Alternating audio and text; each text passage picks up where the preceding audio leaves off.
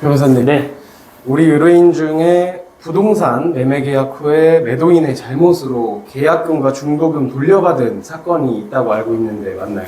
맞습니다. 이 전북 고창에 단독주택 두 채를 매입했는데요. 네. 해지를 한 사건이에요. 네. 매도인이 계약 당시에 좀 약속했던 부분을 해결해주지 않았다고 네, 했는데 네, 네. 어떻게 된 거죠? 일단 계약서 특약사항에 뭘 잔금 전까지 분묘를 제거해주기로 했는데 네. 그걸 안 해서 우리가 가압류를 했고요.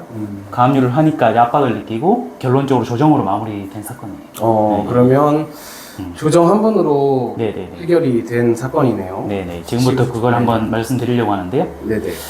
네네. 그러면은 뭐 매도인이 네. 매매 계약 당시에 했던 약속이 어떤 거였나요? 그 단독주택 그 시골이어가지고 네. 단독주택 옆에 분묘가 있었어요.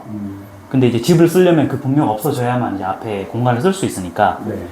계약금, 중도금, 잔금 일정 중에 잔금 전까지는 늦어도 분묘 두 개를 다 없애주겠다.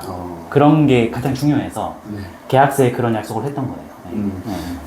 집주인이 먼저 네네네. 제안을 한 건가요? 그쵸. 이게 그 집을 사는 사람 입장에서도 그게 있으면 안 되니까 네. 중개사 통해서 계약을 할 때 적어도 잔금 전까지는 분묘를 해소해 줘야만 이제 우리가 집을 쓸 수 있다. 그걸 요구를 했고 그래서 계약서에 그거를 명시를 했죠. 그래서 만약에 잔금 전까지 분묘가 제거되지 않으면 이제 해지할 수 있게끔 그런 규정이 있었었어요. 근데 해결을 해주지 않고 그렇죠. 그냥 예. 방치를 했죠. 해둬서 연락도 안 되고. 예. 그래서 문제가 생긴 거예요. 네네네.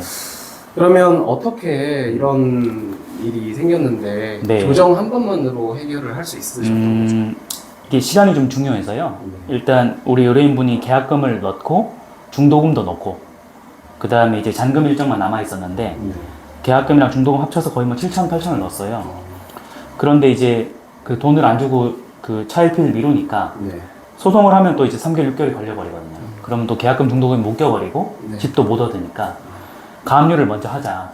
왜냐하면 그 집이 있으니까 부동산 가압류는 쉽잖아요. 그래서 채권 가압류하고 다르게 부동산 가압류는 뭐 공탁도 필요 없고 바로 집을 묶어버리면 되니까 소송하기 전에 집 두 채에 가압류를 먼저 걸었고요. 가압류를 걸으니까 이제 그쪽에서 반응이 와서 그쪽에서 이제 변호사가 선임된 거예요. 선임되고 나서 이제 본격적인 공방을 해야 되는데 네. 그 시간이 중요하니까 저희도 조정을 원했고 그쪽 상대방 변호사도 조정을 그 대리에서 원해서 1회 조정으로 바로 잡아줬어요, 재판부에서. 네, 그래서 그 조정에서 이제 구체적인 그 내용을 조율한 다음에 해결이 된 거죠. 예. 그러면 상당히 시간을 좀 절약하고 단축시킬 수 있었던 것 같은데 네네. 결론은 어떻게 난 건가요? 결론은 계약서에 만약에 잔금 전까지 분묘를 해소해주지 않으면 네. 손해배상액으로 계약금을 2배를 물어준다 이런 규정이 있었어요. 그래서 만약에 그 규정이 없었더라면 네. 계약을 해지함과 동시에 우리 돈만 돌려받는 건데 그러면 그냥 계약금 넣고 중도금 넣은 거를 원상복귀만 시키는 거지 네. 추가적인 어떤 피해금을 받는 건 아니잖아요. 근데 다행히도 계약서에 그 잔금일까지 분묘가 제거되지 않으면 계약금의 2배를 물어주겠다는 표현이 있어서 우리는 계약금과 중도금을 돌려받는 건 당연하고 거기에 넘어가서 계약금의 2배에 해당하는 손해배상을 받아야 된다. 이런 주장이었고요. 네. 그 계약서가 좀 분명하게 잘 써 있어서 다행히 그 조정이었지만 거의 승소한 거랑 비슷하게 네. 계약금의 2배를 손해배상으로 거의 인정받은 사건이에요. 네. 이게 계약 당시에 아무리 약속했다고 약속대로 좀 그렇죠. 모든 게 네. 순조롭게 처리되는 네, 세상이 네. 좀 아닌데 상당히 신속하게 네. 당연한 돈도 받고 그리고 좀 특약사항이 있어서 또 더불어 충분한 보상까지 잘 이끌어내신 것 같습니다. 그렇죠. 그 의뢰인도 계약을 할 때 계약서를 잘 쓴 게 있었고 네. 저희도 가압류를 해서 소송 전략이 좋았던 것도 있었고요. 만약에 의뢰인 본인이 계약서가 부실하면 네. 아무리 저희가 가압류나 소송을 해도 증거가 부족해서 지는 경우도 있는데 본인도 다행히 그걸 잘 표시해둔 게 있고요. 네. 저희도 뭐 소송 가서 공방을 하느니 가압류를 하고 빠르게 조정으로 마무리하는 전략이 좋았던 것 같아요.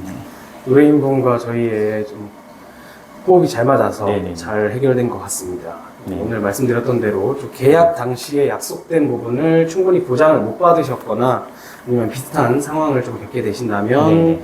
참고해 주시면 도움이 되실 것 같고 또 문제가 있으면 저희 쪽으로 문의해 주셔도 좋을 것 같습니다. 네.